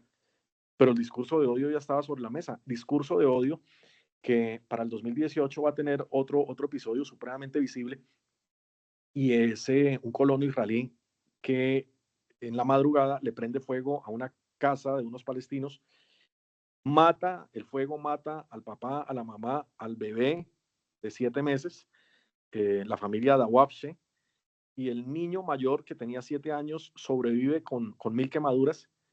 Y no contentos con este episodio de horror, los mismos colonos que le habían prendido fuego a esta familia entran a la casa, toman una foto de la familia, se filman ellos ultrajando la foto de la familia y le envían el video al niño palestino que está en el hospital. O sea, ¿en qué mente cabe esto? Ese es el resultado de ese discurso de odio promovido desde el 2014 y de la tendencia sionista desde 1947 a decir que los palestinos no existen. Con eso llegamos a la actualidad, por eso llegamos al episodio actual de Gaza. En este episodio ha pasado muchas cosas. Lo primero, hace unos meses, por ejemplo, el ministro de Finanzas israelí dijo que no podían acusar a Israel de genocidio porque el genocidio ocurre cuando usted mata a seres humanos y los que estaban muriendo en Gaza no eran seres humanos. Entonces, que ellos eran inocentes de la acusación de genocidio. Un ministro fue el que dijo esto, el ministro de Finanzas de Gaza, Bezalel Smotrich, del ministro de Finanzas de Israel, perdón, Bezalel Smotrich. Esta deshumanización, esta negación de la existencia del otro, insisto, está tallada en el ADN del sionismo. Usted no puede construir una política de desarraigo, de expulsión, de asesinato permanente si usted no parte de la base que el otro no existe, que el otro no existe, que el otro es un invento. Tan solo si usted parte de la base que el otro es un invento, es que usted puede hacer todas estas aberraciones. Esta crisis actual, sin embargo, no nos debe ocultar que en lo corrido del siglo XXI, tan solo en lo corrido del siglo XXI, antes que esta crisis empezara, Israel ya había asesinado a 2.300 niños palestinos. Esto quiere decir que en lo corrido del siglo XXI, Israel había asesinado 100 niños palestinos por año, entre Cisjordania, Gaza y Jerusalén Este. Eso quiere decir que Israel asesinaba a un niño palestino cada 3 días, sin que la comunidad internacional hiciera nada. Ahorita estamos hablando de 17.000 niños palestinos asesinados. Entonces, me gustaría cerrar con la siguiente reflexión. Y es que, así como lo planteaba la conferencista anterior, hoy estamos frente a un genocidio que es transmitido en vivo, en directo, además, y por sus mismos perpetradores, además. Pero más allá de eso, lo que está en juego hoy, son dos cosas. Por un lado, el ordenamiento internacional. Los países después de la Segunda Guerra Mundial crearon un ordenamiento basado en la Carta de San Francisco, ordenamiento que se pensó para evitar que esto que está pasando en Palestina ocurriera. Y sin embargo está ocurriendo. Eso quiere decir que hoy no solamente los que mueren son palestinos, hoy está muriendo el ordenamiento internacional, están muriendo las resoluciones de las Naciones Unidas, están muriendo la Corte Penal Internacional. O sea, el mensaje es: yo hago lo que se me antoje y las Naciones Unidas no pueden hacer nada y la Corte Penal Internacional no me lo va a impedir. Ese es el mensaje. Pero lo segundo que está en juego es la noción de civilidad. Es la noción de civilidad. Es muy difícil hoy que el mundo occidental, entiéndase como mundo occidental, Europa y Estados Unidos, hablen de derechos humanos y hablen de civilidad cuando sencillamente son observadores pasivos, cuando no cómplices de lo que está pasando ahorita allá. Tan solo una última reflexión, si quieren, para dar paso a las preguntas, que ojalá sean bastantes, y les hago la invitación, no se limiten, no hay preguntas ácidas, no hay preguntas básicas. Y la observación es la siguiente: uno no puede reducir esto a Hamas. Hamas es una entidad, sin duda alguna, que representa una parte de los palestinos, no representa a todos los palestinos. Yo no puedo, por alguna organización ilegal que tenga Colombia, sea FARC, sea ELN, sea la que sea, o por algún cártel, sea el cartel de Medellín o sea el cartel de Cali, yo no puedo tomar eso y decir que todos los colombianos se miden por esa regla. Yo no puedo decir que todos los colombianos son parte de las FARC, o son parte del ELN, o son parte del cartel de Medellín, o son parte del cartel de Cali, tan solo porque esta organización exista. Lo mismo ocurre en Palestina. Hamas es una organización compuesta por palestinos, claramente sí, pero es tan solo un fragmento de la sociedad, no representa la sociedad completa de los palestinos, no lo representa. Lo que hizo Hamas, sin duda alguna, fue ilegal. Sin duda alguna fue ilegal. En la medida que usted ataque población civil, es ilegal, eso es claro. Pero también es una gran mentira reducir esto a Hamas y pensar que es que esto está pasando porque existe Hamas o porque Hamas expone, lo cual no es cierto, expone a su propia población. Eso no es cierto. Este es uno de las apreciaciones tal vez más controversiales. Decir que es que los palestinos mismos son los que usan a sus niños de escudos humanos, no solamente no es cierto, sino me recuerda la actitud del violador que culpa a la mujer cuando la mujer es violada. Es la exculpación. Es decir, yo que mato, yo que lanzo bombas, yo que soy el genocida, no soy el responsable es la víctima. Es la misma situación del violador que culpa a la mujer por ser violada. Es exactamente lo mismo, es aberrante. Entonces, esto no se puede reducir a Hamas. Esto es una situación de crisis, de genocidio, de limpieza étnica, de desarraigo, que tiene cuando menos 77 años. 77 años.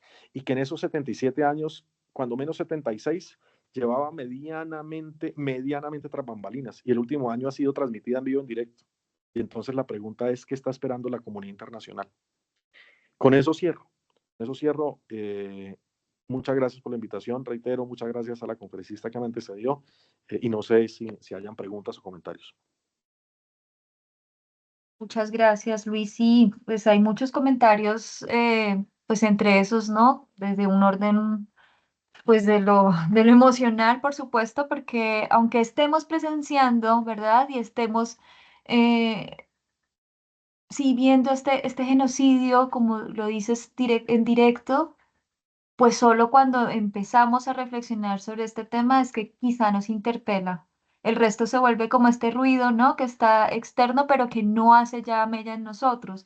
Y ahí es donde tú tienes como un lugar tan importante cuando haces el llamado y también Violeta, ¿no? Sobre la condición humana. ¿Qué pasa con nosotros como sujetos? Que nos permitimos que este genocidio y otras situaciones de violencias tan fuertes estén presentes, ¿no? Y estén como naturalizadas o por lo menos muy cercanas a la realidad cotidiana sin que eso nos afecte, sin que eso nos interpele. Entonces, muchos de los comentarios están desde ese orden, pero también hay otros que se preguntan justamente lo que mencionaba cuando el micrófono tuyo estaba cerrado, y es, como sociedad civil, ¿qué lugar tenemos? ¿Qué podemos hacer, Luis, no?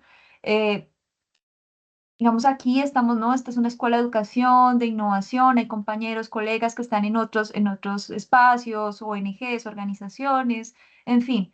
Pero, ¿qué podemos hacer más allá de de estos conversatorios, de una mirada constante, de una reflexión permanente, de seguir hablando y enunciando todo lo que está sucediendo? ¿Qué podemos hacer? Y tú desde este lugar más cercano, ¿no? ¿Qué nos dices al respecto? Mira, hace más o menos un mes, discutía con unas personas algo que nos encontramos. Y era un video de una niña palestina de 10 años haciendo su testamento. Y entonces ella decía, yo quiero que mis juguetes sean para fulano y quiero que mi ropa sea para fulano.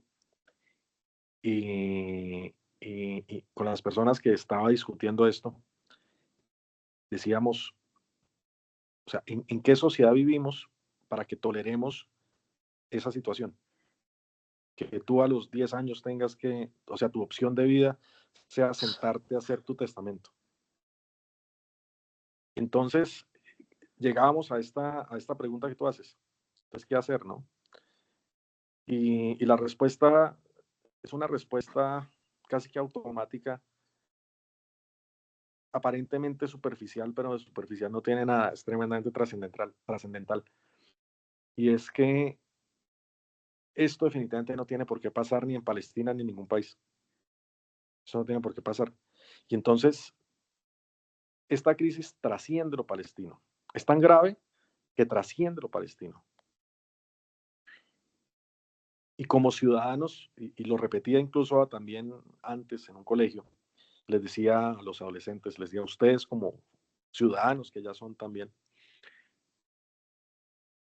tienen que trabajar para presionar a los gobiernos de cada quien, a las instituciones de cada país, para que esto no pase, ni en Palestina ni en ningún otro país. Si esto pasa es porque se lo permitimos a alguien que lo haga. Y finalmente ese alguien llegó allá porque nosotros lo pusimos. Entonces no podemos permitir que esto pase, ni en Palestina ni en ningún otro país. Si permitimos esto, reitero casi que mi conclusión, si permitimos esto, ¿de qué civilidad hablamos? ¿O de qué lógica de derechos hablamos? Entonces tenemos esa responsabilidad que de pronto el sufrimiento de toda esta gente sirva para que tomemos conciencia de nuestro rol como ciudadanos y de nuestra responsabilidad a la hora de permitir que esto pase. No podemos. Y tenemos que presionar a nuestros líderes, a nuestros gobiernos y recordarles que si están allá es porque los pusimos nosotros. Gracias, Luis. Bueno, hay varios comentarios. Por cuestión de tiempo, no vamos a poder hacerlos todos, ni las preguntas todas vamos a poder compartirlas, pero recojo una que tiene Ana Isabel, que está levantando la mano a través del micrófono. Y bueno, un poco creo que la pregunta de Kelly se recoge a partir de lo que tú estás diciendo, pero recuerda esta mirada del espectador de Rancière, ¿no? Como pasivo, ¿no? Y pues que entre esas estamos casi todos. Y Miller nos dice que a partir de los hallazgos y las reflexiones sobre la construcción de subjetividades políticas, ¿qué pasa con la necropolítica que patrocina la guerra como herramienta de poder, de dominio, de sometimiento y la naturaleza del miedo? Vamos con esta, me disculpo de verdad por no poder atender a todas las preguntas, pero las podemos recoger y luego entonces compartir con Alex, con Violeta también, para que podamos entregar algunas respuestas en otro, a través de correo electrónico. Y luego entonces abrimos el micrófono a Ana. Augusto, me disculpo. Bueno, muy brevemente, la primera parte con la pasividad de los sujetos. Yo creo que mi antecesora hizo una gran aproximación con la perspectiva de Hannah Arendt. Pero esta pasividad, cuando estamos hablando de una situación tan caótica y que lleva a una variable que parece subjetiva, pero no lo es, que es la variable del desespero, esta pasividad deja de ser pasividad para volverse en algo activo. En la medida en que tú no trabajes para evitar estas situaciones, o no trabajes para concientizar a las personas de estas situaciones, o no trabajes para buscar un castigo a los culpables, sea quien sea, de cierta manera dejas de ser un sujeto pasivo para volverte en un cómplice.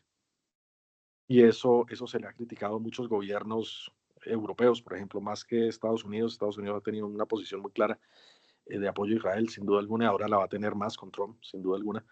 Pero, por ejemplo, muchos gobiernos europeos de comunicados de lo que está pasando allá es lamentable, de qué cosa tan aterradora, condenamos en los más enérgicos términos. Sí, pero, o sea, ¿eso en qué se materializa? Entonces, llega a un punto donde la pasividad se vuelve complicidad abiertamente. Y por el lado de la necropolítica, claro, claro, es un factor que interviene y ha intervenido permanentemente. Ha intervenido permanentemente. Un ejemplo elemental. Un ejemplo elemental. La UNESCO, por ejemplo, ha tenido que en repetidas ocasiones cuestionar a Israel porque Israel presenta las villas palestinas que destruyó en el 48, que estaban habitadas en el 48 y que las destruyó en el 48, alrededor de 1500, algunas de ellas las presenta como ruinas bíblicas.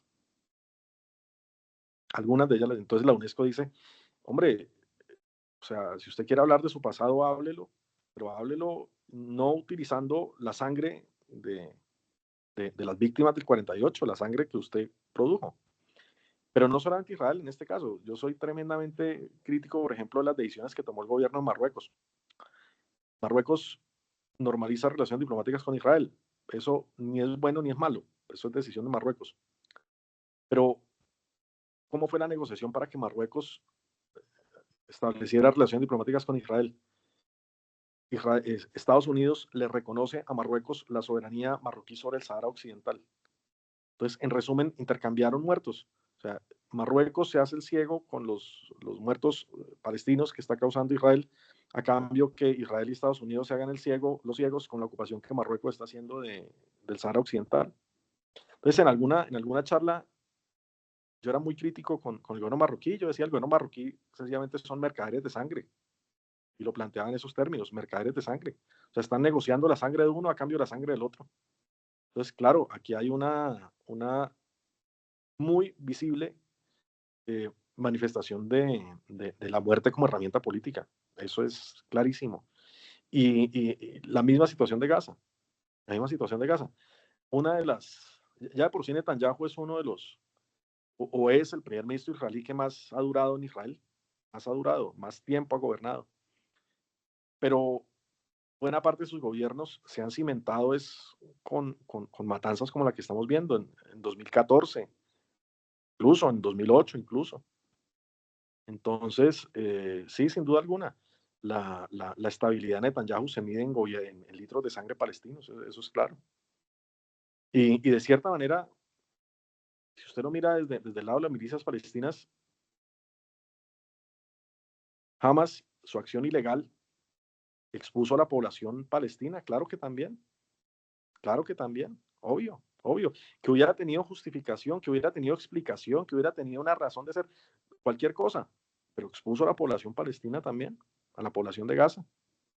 Entonces, ahí vemos agendas políticas y unos intereses donde infortunadamente la sangre, el sufrimiento y los muertos están de por medio.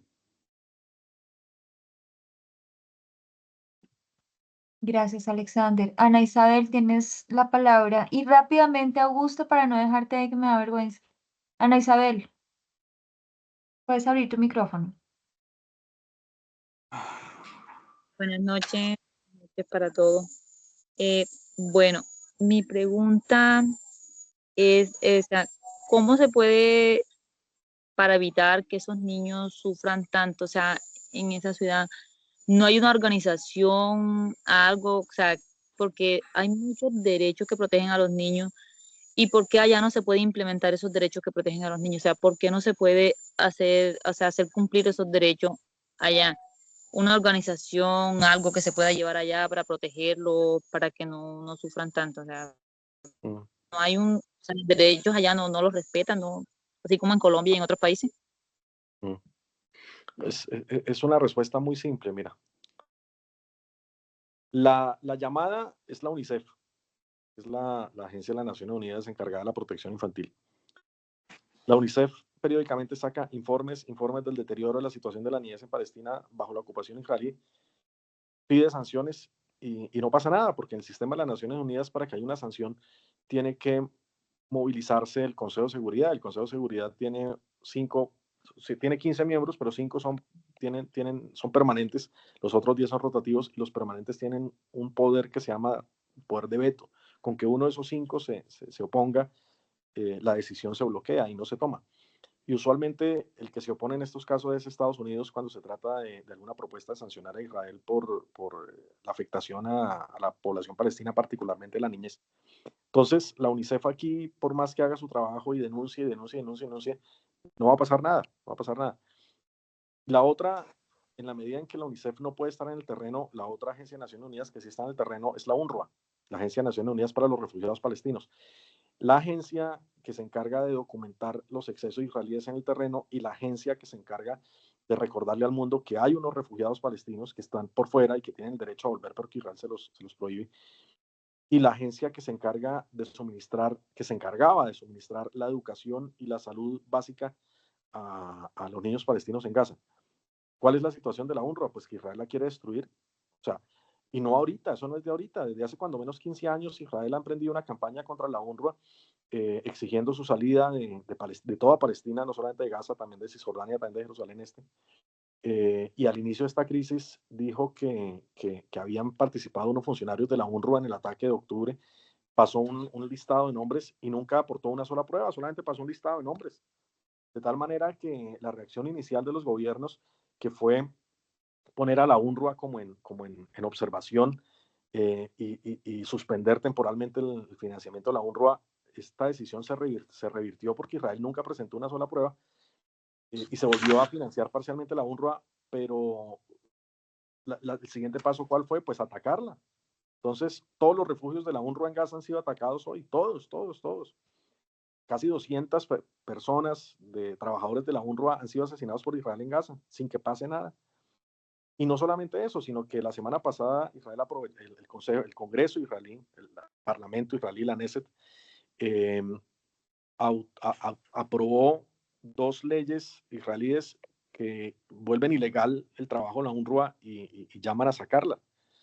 Entonces, si hay algo que se pudiera hacer, pues entre Estados Unidos e Israel lo están bloqueando y sencillamente el resto de las Naciones Unidas y el resto de la comunidad internacional pues no tiene mayor margen de maniobra. La Corte Penal Internacional, dentro de su investigación que está haciendo contra Israel, tiene el tema de la niñez también. Pero me pregunto yo, ¿será que la Corte Penal Internacional va a llegar a un punto donde realmente condene a los responsables, o sea, emita una condena en contra de Netanyahu? Donde esto ocurra al día siguiente, y más con Trump, al día siguiente la Corte Penal Internacional deja de existir, o sea, la cierran. Entonces, infortunadamente estamos en un mundo donde debiera imperar el derecho y proteger a las víctimas, pero no opera ni protege a nadie. No sé, Augusto, ¿tú tienes una pregunta rápidamente para ir al cierre? Muy buenas noches para Luis, para Heidi, para mis compañeras, mis compañeros, para mis docentes. Comentarles esto. Voy a lanzar unas pequeñas preguntas así. Si no las pueden contestar, les dejo la inquietud. Primera pregunta, ¿dónde está el Papa? El Papa habla cuando Maduro hace alguna cosa, cuando el otro hace una cosa, te cacarea, dice, hace ante el mundo, los periodistas lo escuchan, lo hacen conocer para todo el mundo, a los 5 continentes, pero cuando está sucediendo esto a una sociedad que no es, por ejemplo, los palestinos, no Hamás, porque Hamás está entrenado y tiene armas, pero la población, la que no está entrenada, la que solamente trabaja para vivir, la que está estudiando, la que está trabajando, pues no tiene las armas, no está entrenada, pues contra ellos no puede ser esto lo que está sucediendo. Y nosotros, la humanidad, siempre hemos manejado la doble moral.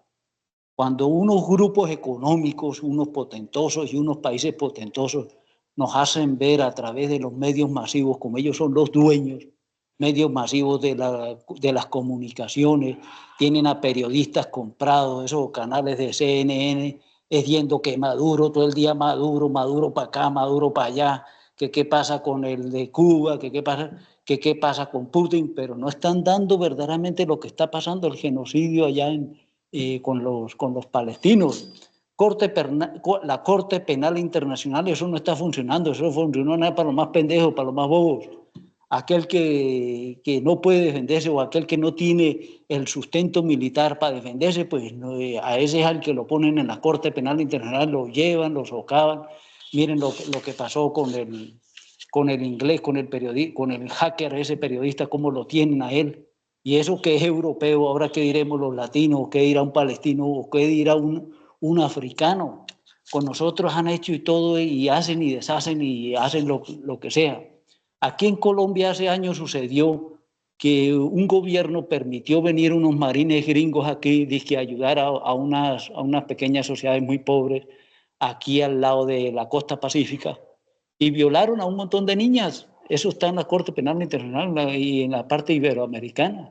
Ellas ahorita tienen sus hijos y todo, tienen 21, 26, 27 años, niñas de 7, de 9, 10 años, y no pasó nada. Eso se denunció, nosotros como colombianos denunciamos eso, pero eso no está pasando nada. Aquel que en esta sociedad trata de alzar su voz, entonces, ¿qué pasa? Pues lo mandan, ya nosotros sabemos. Aquí en Norte de Santander, a los dos periodistas estos que trataron de decir ciertas verdades, y todos lo vimos por televisión, cómo sucedió, quién, y sabemos más o menos, saben por dónde están las pruebas, y no pasa nada. La justicia, la procuraduría, todas esas guías, la fiscalía y todo, son creados, es para manipular a la sociedad y ponerles el pie al que tenga que socavarlo, al que tenga que, lo hacen directamente sin tanta cosa, utilizando todos los medios de comunicación, los medios masivos, porque ellos son los dueños, los bancos, haciendo vetos económicos a diferentes países. Miren Cuba, cómo tiene un veto económico de toda clase de índole. Miren con Venezuela hace más de 20 y pico de años ese veto que le hacen, no solamente a Maduro, porque a Maduro es a la sociedad, al país de Venezuela, niños, niñas muriéndose de hambre, saliendo para otros países, no encuentran De allá acuerdo, donde. Augusto. De acuerdo, Gracias. de acuerdo. Gracias por compartir tus comentarios. No sé si Luis tiene algo que decir al respecto. Solo algo muy breve, y es a propósito de la doble moral internacional. O sea, si estos 40.000 personas asesinadas, entre ellas 20.000 niños, hubieran ocurrido en un país europeo o en Estados Unidos, el mundo estaría de cabeza. Entonces, infortunadamente, también nos ha mostrado esta crisis que hay seres humanos de primera, de segunda y tercera categoría. Solamente eso. Gracias, Luis. Bueno, pues sin duda alguna un espacio que nos deja, creo que más preguntas y reflexiones que respuestas inmediatas, pero con la insistencia de, como sociedad civil, responder frente a un hecho, ¿no?, de violencia tan atroz como el que está sucediendo en Palestina y, repito, en otros lugares también de vulneración de derechos para los niños, las niñas, los jóvenes y, bueno, en fin, digamos que desde la condición humana interpelarnos y buscar la manera en cómo sensibilizarnos frente a estas realidades sociales, pero también con una voz ética y política importante.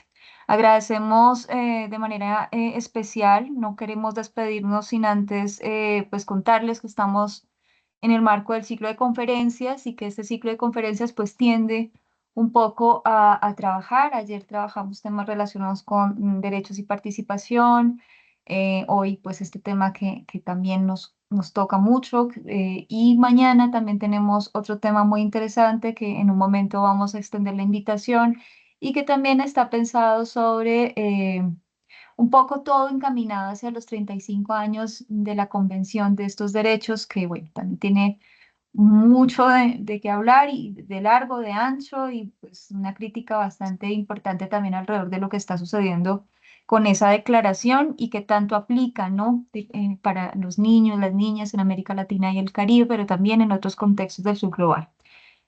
Vamos a dejar y vamos a cerrar el espacio con una cápsula que nuestros estudiantes hicieron junto a niños y niñas en la insistencia de proclamar los derechos de los niños y las niñas. Entonces, Magda nos va a compartir el video. Les agradecemos de manera especial. Con esto cerramos.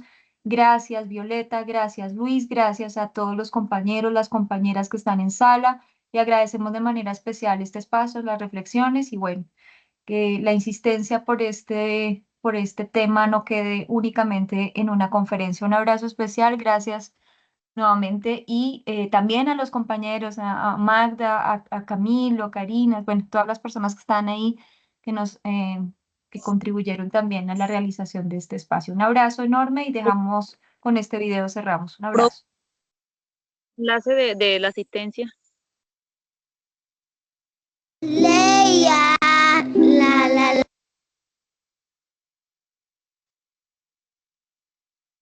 La la la, rucutero, rucutero, paca, paca, pa.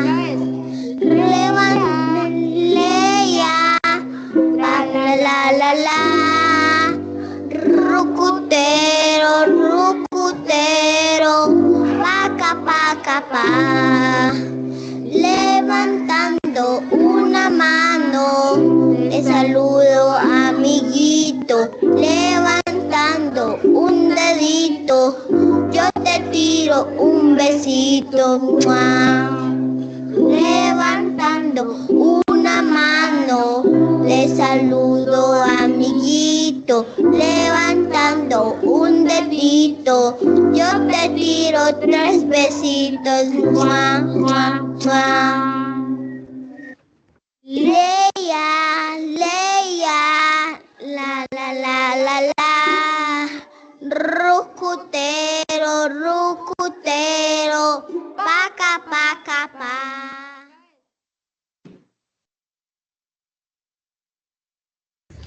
Hoy desde Aguascalientes, Colombia, nuestros niños y niñas alzan sus voces para contarnos cuáles son sus derechos. Sarita, ¿cuál derecho tiene usted? Hola, soy Sarita. Soy una super chica fuerte. Mi mamá y mi papá me cuidan. Son mis superhéroes. Súper bien. ¿Y para Samara qué es un derecho? Yo soy una mujer que me gusta la comida y mi papá y mi mamá me cuidan y son unos superhéroes. Ay, súper rico. ¿Y para Fernanda qué derecho tiene Fernanda? Hola, soy Fernanda. Cuando me siento enferma o me duele el estómago, mi mamá o mi tía me llevan al médico. Muy bien. ¿Y para Isi qué es un derecho? Hola, soy Isabel. Vengo de Venezuela. Voy a venir con ustedes. ¿Me aceptan? Claro que sí, cierto que sí la vamos a aceptar en nuestro país. A todos los niños son aceptados. Pero vamos a escuchar qué es un derecho para Simón. Soy Simón, me gusta mi nombre y tengo derecho a jugar. Ay, muy bien, o sea que todos los niños y niñas tienen derecho. ¡Chao! ¡Chao!